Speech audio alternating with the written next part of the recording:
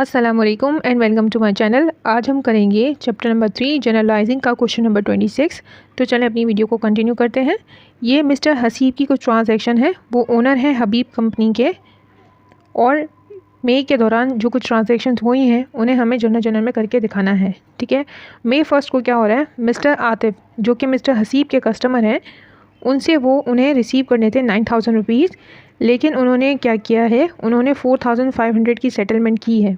अभी इन्होंने किसकी सेटलमेंट की है, 4,500 की। 9,000 में से 4,500 की उन्होंने सेटलमेंट करवाई है मिस्टर हसीब से, और उन्हें क्या दिया है, उन्हें चेक दिया है 4,000 का, और 500 का डिस्काउंट जो है उन्होंने मांगा है।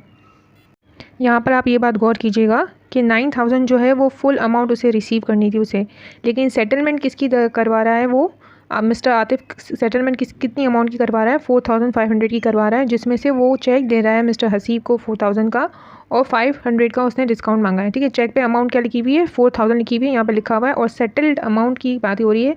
तो यहाँ पे जो अमाउंट लिखी है वो 4,500 है।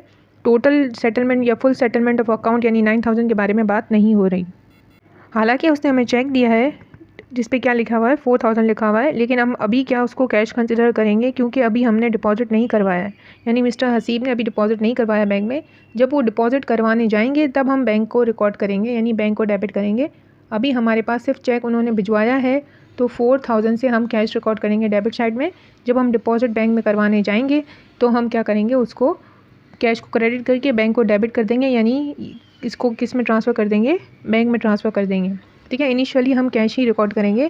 तो कैश क्या लिखेंगे आप, 4,000, सेल्स डिस्काउंट आप लिखोगे 500, जो कि आपको समझ में ही आ रहा है कि 4,500 की सेटलमेंट हुई है। जब 4,000 का चेक बना है तो 500 की यानी सेल्स डिस्काउंट कंसिडर होगा। ठीक है, सेल्स के साथ वैसे भी क्या जाता है, सेल्स और अकाउंट रिसीवेबल के साथ क्या ऊपर होता है, सेल्स डिस्काउंट होता है, और परचेजेस और अकाउंट पेबल के साथ आप जो है क्या लिखते हो, परचेज डिस्काउंट लिखते हो। ठीक है, तो यहाँ पे क्या हो रहा है, आपको सेल्स डिस्काउंट हो रहा है, और अकाउंट रिसीवेबल मिस्टर आतिफ का कम हो गया 4,500 से। ठीक है, मई 3 को क्या हो रहा है, उसने जमा करवा दिया आतिफ का बैंक में, चेक को बैंक में डिपॉजिट करवा दिया। तो ये अमाउंट क्या थी, चेक पे क्या लिखी हुई थी, 4,000, तो बैंक को आप डेबिट कर दोगे, क्योंकि अभी आप अपने डिपॉजिट करवा दिया बैंक में, और कैश आपके पास से क्रेडिट हो जाएगा अमाउंटेड टू ₹4,000। मई 6 को क्या हो रहा है, अकाउंट पेबल मिस्टर कामरान का, जिसकी अमाउंट क्या थी, 7,000। हमें भरने कितने थे, मिस्टर कामरान को 7,000 देने थे, लेकिन सेटलमेंट हमने कितनी की अभी फिलहाल 5,000 की सेटलमेंट की है, जिसमें से हमने इसको चेक बना के दिया 3,800 का, और हमने डिस्काउंट मांग लिया। ठीक है, 5,000 की सेटलमेंट हुई है, टोटल अमाउंट जो हमें पे करनी है उसकी नहीं हुई है, 5,000 की हुई है। यहाँ पे मेंशन कर रहे हैं, सेटल के वर्ड जो है वो 5,000 के साथ आ रहा है।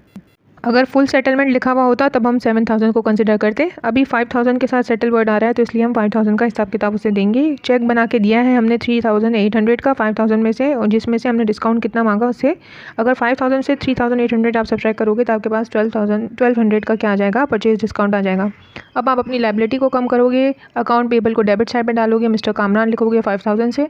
ठीक है, और बैंक में से आप बैंक ही रिकॉर्ड करोगे, वो डिपॉजिट करवाने जाता नहीं जाता वो आपका मसला नहीं है, लेकिन आप जो है आपके पास से निकल जाएंगे, ये बात आपको पता है। तो बैंक में से आपने 3,800 आपने क्रेडिट कर दिया, और परचेज डिस्काउंट आपने क्या करा, क्रेडिट कर दिया 1,200 से। ठीक है, आपने से डिस्काउंट मांगा था। परचेज डिस्काउंट जो है कॉन्ट्रा परचेज अकाउंट होता है, और ये जब भी इंक्रीज़ होता है किस तरफ जाता है, क्रेडिट साइड पे जाता है। अब 10 मई को क्या हो रहा है, उसने परचेज़ की है मर्चेंडाइज़, यानी सामान खरीदा है 7,000 का for the purpose of resale. देखिए यहाँ पे लिखा हुआ नहीं है, लेकिन परचेज़ मर्चेंडाइज़ का मतलब यही होता है कि जो है वो सेल पर्पस के लिए यूज़ किया है। ठीक है, तो 7,000 की उसने परचेजेस की हैं, जिसमें से 3,000 जो है वो उसने कैश में पेमेंट की है, और बाकी उसने चेक के थ्रू पेमेंट की है। ठीक है, यानी मिस्टर हसीब ने।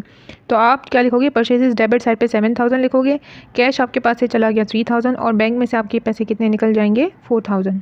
ठीक है, अब क्या है आपके पास 12 मई को क्या हो रहा है, मिस्टर हसीब ने विड्रॉ किया है कैश बैंक से, जिसकी अमाउंट क्या थी, ₹2,000, ताकि वो अपने बिल की पेमेंट कर सकें, जो कि मेडिकल टेस्ट में जो खर्चा हुआ है उन्हें, उसकी पेमेंट के लिए उन्होंने 2,000 बैंक से निकाले थे।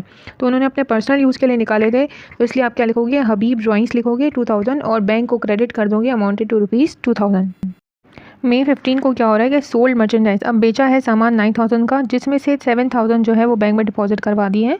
तो टोटल सेल्स आपकी कितनी हुई हैं, 9,000 की। ठीक है, तो आप लिखोगे और आपने बैंक में कितने डिपॉजिट करवाएं 7000, यानी 2000 आपके पास इन कैश हैंड है, आपके हाथ में कितने हैं 2000 है, ठीक है। तो आप क्या लिखोगे, कैश 2000 लिखोगे, डेबिट साइड पे 7000 आपने बैंक में जमा करवाएं तो बैंक को डेबिट करोगे अमाउंटेड टू ₹7000, और सेल्स टोटल आपने कितने की हैं 9000, तो आप उसको 9000 को क्रेडिट कर दोगे, ठीक है।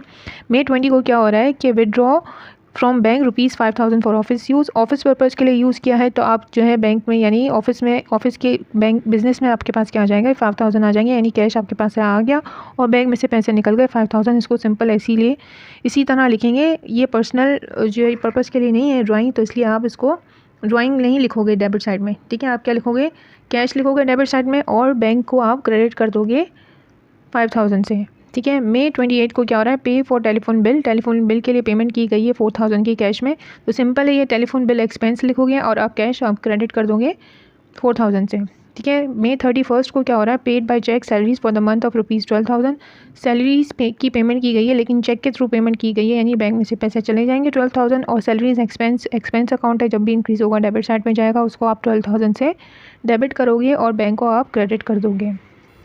होप आपको अच्छे से समझ आया होगा। अगर आपको वीडियो अच्छी लगती है तो काइंडली लाइक करें, शेयर करें और सब्सक्राइब करना मत भूलिएगा। ओके, अल्लाह हाफ़िज़।